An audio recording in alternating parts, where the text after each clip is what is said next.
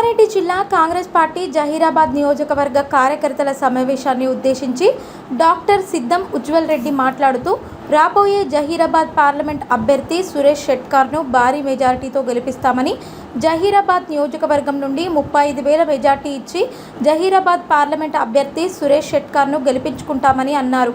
కష్టపడ్డ కార్యకర్తలను కాంగ్రెస్ పార్టీ గుర్తిస్తుందని అన్నారు.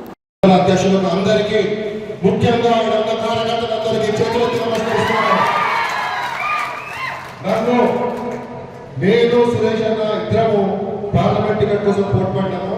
అన్నపక్షం టికెట్ చాలా మంది అడిగారు.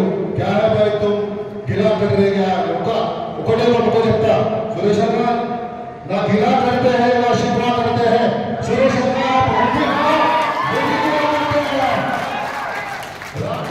రానున్న ఎన్నికల్లో మన దామోదరన్న ఆధ్వర్యంలో ఈ జహీరాబాద్ అసెంబ్లీ నియోజకవర్గంలో పోయినసారి 24,000 మెజార్టీ వచ్చింది. ఈసారి మన పురస్కృతాలందరి మీద ఏమంటే 35,000 దాటాల మెజార్టీ.